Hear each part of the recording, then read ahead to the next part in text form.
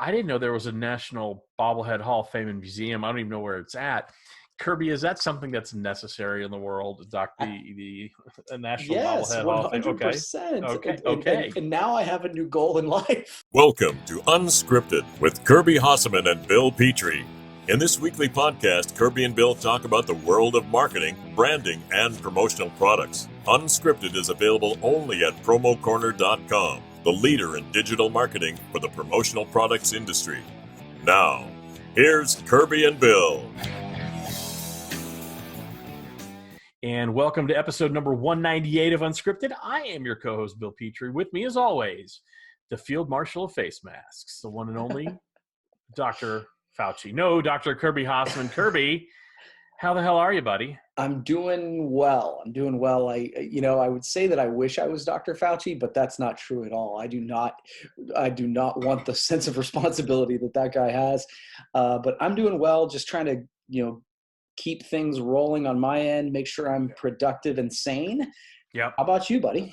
I'm doing good. As you can see, I'm now working out of my home office. So kind of, for the most part, completed the move out of what used to be Promo Corner South. So I'll be working out of the house going forward. So getting used to that. Everybody at home's getting used to me being here. So that's always interesting. But I think things are good. You know what else is good, Kirby? What's that, Bill? Thank you so much for knowing to ask. That would be our good pals over at Next Level Apparel. It wasn't about reinventing the wheel, Kirby. It was about revolutionizing it. Nice. In this year, Next Level has transformed the industry's tubular tee by combining art and science to create the 1800 unisex ideal heavyweight tee. And you know what their vision was, Kirby? It was to create a tubular tee that offered elevated fit, made of that soft fabric I know you love, and everyday function inspired by streetwear, skatewear, surfwear, and workwear. And I know how much you love that soft fabric. Yeah. Again, I think it's changed the way that we go to market as an industry, really. Yeah. When you kind of go from, hey, we're doing this promotional tee that are fine. They have a place, Right. but they're not the ones that you want to wear all the time. And Next Level has that for sure. They really do. And every cut, every thread, every person has come together at Next Level to make this durable heavyweight cotton tee the new benchmark in streetwear fit and workwear function. You don't want to miss out on this tee, so go ahead and visit nextlevelapparel.com. You won't be sorry you did. Now, Kirby, are you ready to broadcast at a cotton face mask level today? That's about all I'm going to guarantee, my friend. I will take it, as will our audience. I want to thank you for having the courage to actually broadcast without a face mask. Yeah. Again, I'm in the room by myself. So, all right, I've got a couple topics. I'm going to start off with one and then go. One is we had again with the move, for whatever reason, we have a little bit of technical difficulties this morning with the podcast service we normally use. So it might sound a little different than normal, but I think we'll be okay. Yep. But we use, for the video part of this, we use Zoom, which obviously a lot of people who have never heard of Zoom a month ago are all zoomed up. Yeah. So I did some research, Kirby, because that's what I do. As I always tell people, it takes a lot of work to appear as unprepared as I am for this podcast. So in December of 2019, Zoom had 10 million meeting participants. Okay. Guess how many they had in March? Meeting participants. Yes. So they had 10 million? 10 million in December. Oh, gosh. I'm going to take a shot, but 100? 200 million in March. That so is obviously not a surprise, actually. No. So obviously they've experienced exponential growth. Yep. But now there's a problem. Mm-hmm. And I'm sure you've heard about this. Huge security issues with Zoom. So there's something called Zoom bombing, where uninvited attendees break into and disrupt meetings with hate-filled or pornographic content, maybe from Pornhub, something you were clearly familiar with from the other night. So that's been apparently happening quite a bit. Does that concern you? Because I know you're using Zoom with your team. Yeah, it does. I think it was interesting. I saw an article where the CEO came out and said I'd made a mistake and sort of owned the security piece. I will tell you, logging in today, there were different measures already. They've made an update that where I had to actually let you into the meeting as opposed to you just showing up. Yeah. I tend to think that I tend to trust CEOs when they come out and own a mistake quickly. Yeah.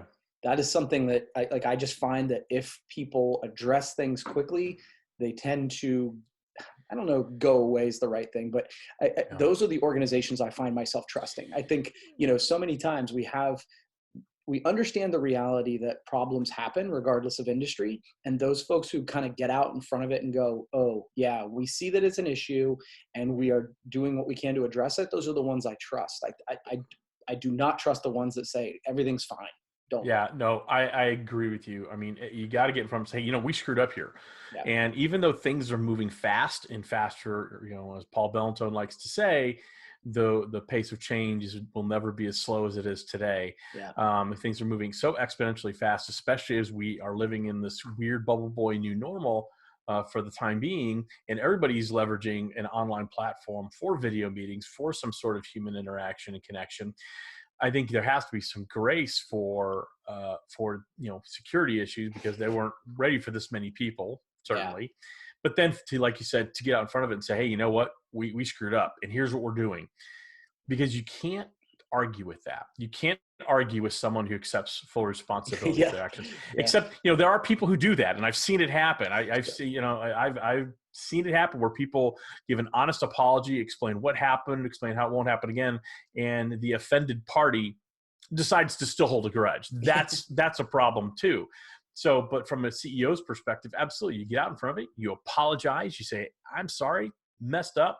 Here's the steps we're taking, and hopefully it won't happen again. Yeah, and the reality of it is, the overall explosion. So we actually use, there's Zoom, Google Hangouts, Microsoft Teams, Uber Conference. There's a bunch. There's a bunch. Yeah, Uber Conference is what we've kind of kept using with our team, just because we already had the login and that's what we were doing.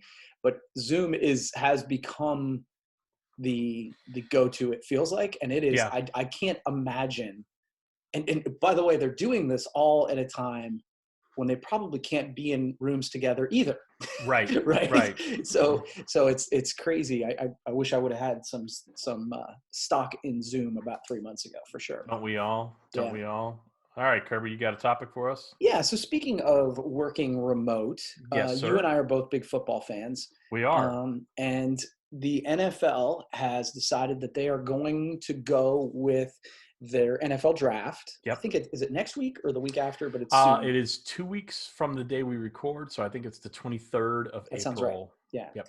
So the 23rd, and they are going to be doing this all remote for the first time. NFL has essentially banned everybody from the facilities across the country, and so they are going to be doing this, and they're doing it without a lot of in-person meetings, without a lot of NFL pro days, but more importantly, the idea of they're going to have to make decisions on the fly on using technology. Right. So, number one, how do you think that's going to work? Do you think it will work? And number two, despite that, they've made the spectacle of it the last several years. They're obviously not going to be doing that either. No. So number one, do you think it's going to work? And number two, are you still looking forward to it? So good questions, Kirby. I'm glad you asked. So I first of all, I think, look, the NFL's kind of, we're going to do whatever we're going to do. Screw everybody else. And not in a necessarily a bad way. I think it's good that they're going ahead with the draft because they can do it in such a way that they're adhering to social distancing guidelines. They're being responsible with it. And in many ways, probably setting an example. I agree. I think it'll be interesting to see Andy Reid in his basement, Jerry Jones in his cider room full of spiced meats or whatever he's going to be in. So I think that'll be interesting. So I actually am glad they're going through with it because it does feel some normalcy. Yeah. That, hey, there's this thing and we can make it happen. And again, we've talked about this a couple times on the podcast. With the current situation we're in, we're seeing creativity. How can we do what we want to do? How can we do what we normally do, but maybe tweak it in such a way where it's safe? We're not putting anybody at risk, but we can still go through with it. So I actually like it. I don't remember the second part of your question. I'm going to be perfectly honest with you. No, if you're going to like it, great. And number two, if it's going to work. Yeah. Oh, I think it'll work. I think Yeah. it'll work. I think that's probably where you'll see the Zoom bombing and all sorts of stuff. I think I don't know if they're using Zoom or not. No, I think it'll work. I think it'll be. Again, not knowing all the logistics, I do know it sounds like, because in the past, ESPN and the NFL Network have had competing broadcasts of the draft. My understanding is that they're actually going to come together, but I don't know if that's a done deal yet. I know they've been talking about it. I think it'll work. I mean, look all the things we've made work, and we're not nearly as bright as a lot of the sharp minds in New York at the NFL offices. Now that's the only calorie of all this. New York is still the epicenter of this whole thing in our country, and if I don't know if they're going to be able to pull it off in the New York area. My understanding is they're going to go up to Connecticut and do whatever the broadcast is. So I don't know. I think it'll work. I'm looking forward to it. I'm looking forward to some sort of normalcy.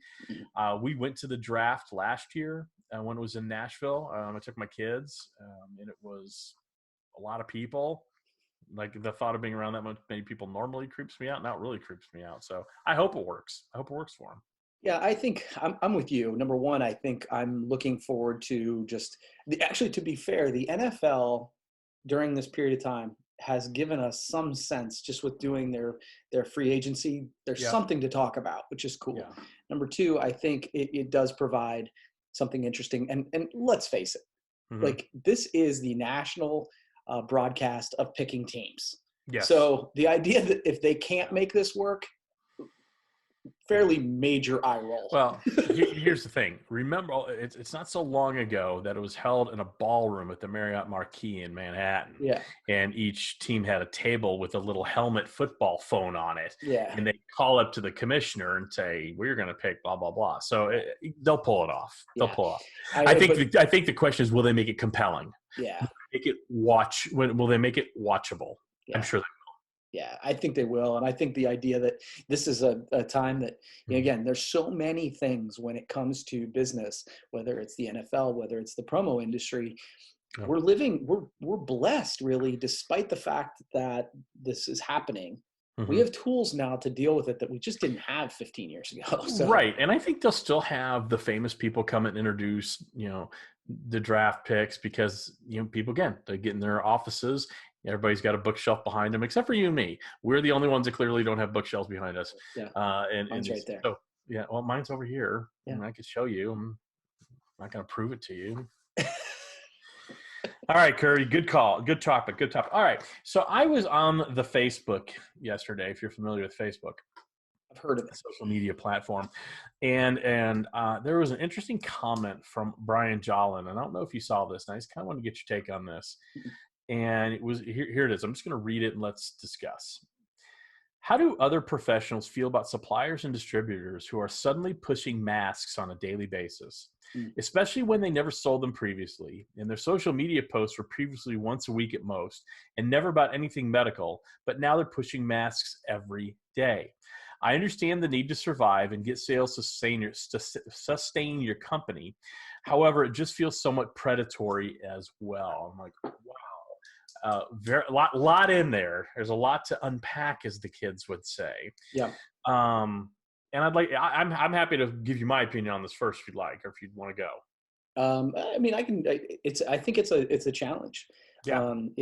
I think it's a challenge that many of us are struggling. So, just in the interest of transparency, I got a call from a friend who was not in the industry, but got their hands on 300 million. Was it KN95 masks from 3M? Okay. Yep. 300 million of them. And they said that, look, I sell into the healthcare industry. Right. Would you be interested? And I really struggled with, despite the fact that it was a real opportunity. Yeah. Number one, it felt a little bit like, oh, I have this friend in Nigeria, because all of a sudden this guy in Ohio has all these masks. And I landed on, okay, I'm not going to post it to social media per se. And this was just my decision. Yeah. I am going to reach out to specific people in those clients and see if they have a need. And to be honest, I even then went, look, this is outside of what we normally do. I will just connect you. Right. But I don't know that there have been many times, and long story short, by the way, No, that's FEMA okay. took all of those. Yeah, well, and as they should have. Right. Right. But so the opportunity, as it were, sort of went away. But I was like, it was an interesting opportunity, but I've worked really hard to build a brand that's around Yeah. this other thing, and I struggled going back. That being said, if I had an opportunity to help one of my clients by getting them, then I think it's totally appropriate. And so that's Agreed. I understand the challenge. I do too, and I think you hit on something that I agree with here. It's the concept of help. If you can help people and get them masks because they need it, yeah, I think that's great. I think, to me, if a lot of this feels like profiteering. I've got this secret source for masks, and let's see if I can sell them, because people are panic buying right now, and understandably so. But everything going on is very scary. Yeah. It's completely changed our lives, and so I think it's a very touchy issue, Yeah. especially if you're not selling into that sector normally, and you don't not a lot of requests for logoed KN95 masks in our industry before. Now there are, Right. but they're all blank anyway. But I don't know. I just thought it was a very interesting view. And it reminded me of, it's all we joke about Facebook. I love how all the political experts 6 months ago are now COVID-19 experts, right? No. And I think there's an opportunity to help and serve, and there's an opportunity to line your pockets. And to me, and then real quick, and don't forget what you're going to say. The other thing is, how do you know that they're actually KN95 masks? Right. How does anybody really know that? And so I see a lot of people rushing to sell things that are hopefully helpful and hopefully save lives and do those things. But I think you're opening up yourself for a whole bunch of potential litigation down the road. Yeah. So here's the thing that kind of pops into my head, though. And I think you and I have had this conversation, but, the last few weeks have been a bit of a blur. So one of the things that I think many people in our industry is we're the guy or gal who can get things. You're right? correct. You're the Red from Shawshank Redemption would be what you would say. Yeah. And so I'm reminded of a story. So my father was in the promo industry. He was a salesperson, and his biggest client, he said, look, I convinced them that I could get them anything. Right. And so literally he told me the story of when one of the administrative assistants at this company called and said, we need 5 trash baskets. And he went to the local Walmart or whatever, got them, took them to her, and invoiced her because he didn't want her calling anyone else. Yeah. And so I think in this moment, my pushback would be, we sell, like, I'm not necessarily the biggest person on writing instruments, but by God, that's what my clients want. And so, so in this moment, I think we have an opportunity to just be the guy or gal that gets those things. So, no, great. It's an interesting topic. It's a touchy one. Let's be honest. It's a touchy one, but I think it's all imperative for all of us to realize, look, in our rush to help, let's make sure we're doing it for the right reasons. Yeah. 100%. You know who does things always for the right reasons, Kirby? Who's that, Bill? Oh, that'd be our good, strong pals over at Tervis. That's right. We talked about the stainless line. I've been drinking out of my Tervis stainless steel here this morning, drinking out of that. Nice. So cold. You got to keep that vodka cold this time of the morning. But I want to talk about that classic line, Kirby. It's been around since 1946. It's that sleek style that makes for the perfect active and on-the-go lifestyle. And look, I'm going to keep looking at the camera, and I'm going to reach up here, and I'm going to grab. Dang it, I had to look. Here's a Tervis right here. Here's a Tervis classic line right there from Promo MBA we did in San Diego. It's the original double wall insulated drinkware. It keeps cold drinks cold, reduces condensation, and it's backed by that made-for-life guarantee. Available in several sizes: wine glass, both stemmed and stemless, 10-ounce wavy, 16-ounce mug, the 16 and 24-ounce tumblers, the 24-ounce water bottle, and your favorite, Kirby, the sippy cup. Made from Triton plastic here in America, lifetime warranty, dishwasher safe, microwave safe, and always, always, always BPA free. So if you're interested in learning more, why wouldn't you be? Head over to tervispromos.com. Kirby, you got another topic for us? I do. So really quickly, obviously with this change and with the promo show and all the stuff that's going on, you are Yep, doing a lot more content. You I are am. out there a lot. And Yep. so I'm curious. So, and I'll tie it to myself in the sense that when I decided to write a blog every day, Yeah. my concern is, okay, I'm going to run out of topics. I'm going to run out of things Mhm. to say. Um, But on the other side, all of a sudden, my brain started constantly looking at things Mhm. as potential content sources.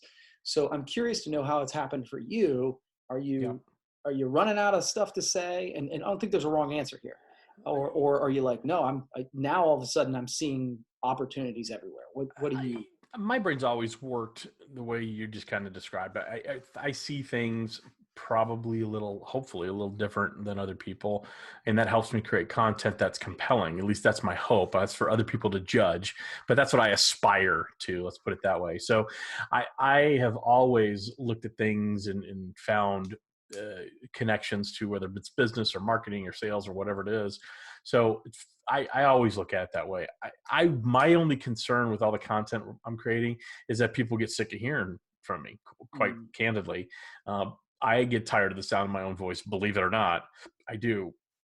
But in this time, I think it's important to create content maybe now more than ever right, because you're entertaining people, maybe educating them, giving people a distraction.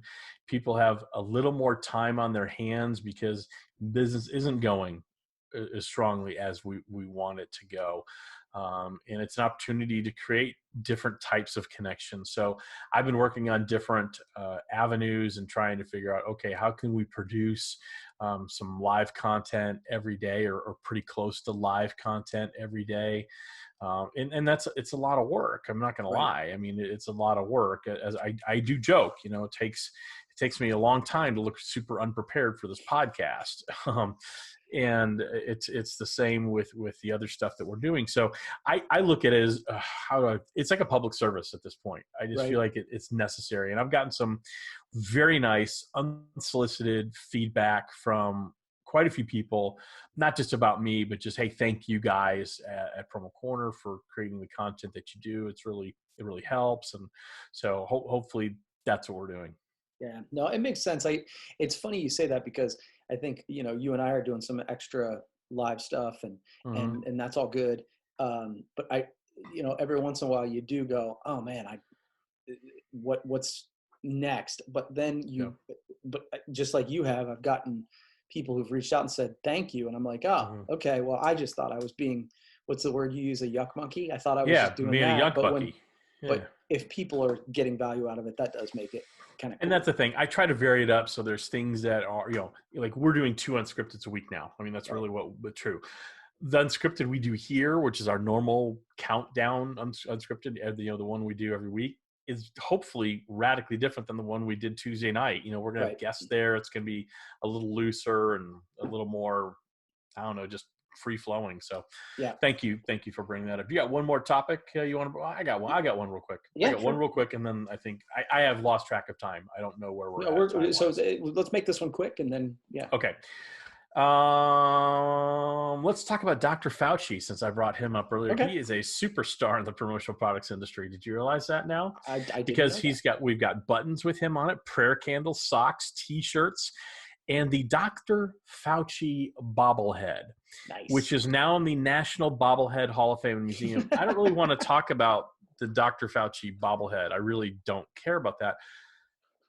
I didn't know there was a National Bobblehead Hall of Fame and Museum. I don't even know where it's at. Kirby, is that something that's necessary in the world? I, The a National yes, Bobblehead Hall of Fame. Okay, 100%. okay, okay. And now I have a new goal in life.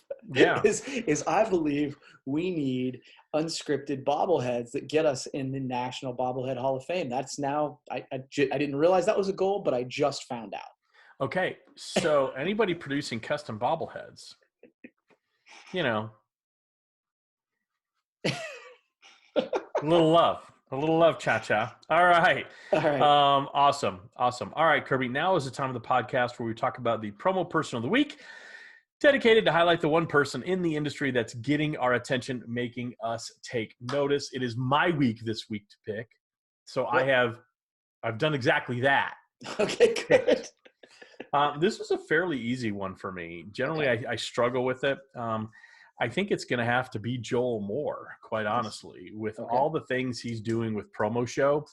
Um, I interviewed him last Thursday, Mhm. and working with him for over 3 years now, I know Joel very well. He had this idea of putting together a virtual trade show for the industry, and I think he's had it for a long time. I think a lot of people have had that idea, and you and I talk a lot about how ideas really don't have a lot of value. It's the Right. execution behind them, right? That's why you Hmm. and I never worry about telling people our plans where we're going to do something. Yep. But he took we talked about it on a Thursday. By Monday, it was fully functioning. He It's built crazy. it that quick, and he's still tinkering with it and making sure it's of value and making sure it's clean. And it's an impressive and awe-inspiring thing to not only watch from afar but to work alongside with him on that. And my role in it is exquisitely minute, but he has done such a great job in taking an idea, a kernel of an idea, and bringing in something that's tangible, and a lot of people are starting to find real value in. So my promo person of the week is Joel Moore from Promo Corner. Love that. And And I'm not sucking up to him because he's my boss. It's really true. yeah. No, I totally get that. I think that's a great one. And he's not my boss, and I'm not sucking up to anybody, but it's a cool concept that he put together. And I watched that interview, and one of the things that stood out to me is that he taught himself Yeah. to code. Oh, yeah. And that is super interesting to me, and super interesting during this time when many of us are binging Netflix Mm-hmm. and drinking a lot more. We could take a lesson Yeah. from Mr. Yeah. Joel and Yeah, learn. we need to cut down on the virtual happy hours, people. Whoa. Whoa. Or maybe we need to do them more. I don't know. One or the other. All right, Kirby. We are now at the segment Dealer's Choice. Yes. It is your time. And Kirby, these are my notes. I am putting them down. I don't know what's coming up next. That's right. So you just said that we need to get rid of the virtual happy hours, right? No, I didn't say that. I just said there's a lot of them. It just gets it's overwhelming. So let's assume that you're Yes. going to have a virtual happy hour. This is Okay. dealer's choice. Okay. Okay. So Zoom virtual happy hour, cocktail happy hour Okay. with celebrities. Okay. Tell me which one you would prefer to have a Zoom chat happy hour. So is it either or? So either or. So let me make sure I understand the rules of this game. You're going to give me two choices. I just pick one, the first one that pops in my mind, and there's no wrong answers. Correct. Kirby, I accept your challenge. All right. So Zoom cocktail celebrity happy hours. Would you prefer to have a happy hour with Ryan Reynolds or Matthew McConaughey? Oh, Ryan Reynolds for days. Okay. Courtney Cox or Jennifer Aniston? Jennifer Aniston. It's a good choice. Jason Bateman or Robert Downey Jr.? That's a tough one. I'm going to go Bateman on that one. That's who I would have predicted. David Lee Roth or Sammy Hagar? Hagar. Yeah, me too. Guy Fieri or Emeril Lagasse? I'll go the creepy Guy Fieri, and I think it's Fieri. Yeah. Whatever. I'm going to go with Guy just because, as much of a clown as he is, I find him eminently likable. You know, he's kind of a caricature of himself, and I do watch the Guy's Grocery Games, stuff like that. He's eminently likable. He really is. So. Well, I was coming up with several of the celebrities. I'm not good with celebrities anyway. And I was like, wait a second, Bill likes cooking. I do like cooking. And I couldn't think of any. See, the hard one would have, you could have said Alton Brown or Bobby Flay, and I would have been, oh, now that's tough. I'd go with Alton Brown on that one. I don't know who Alton Brown is. But.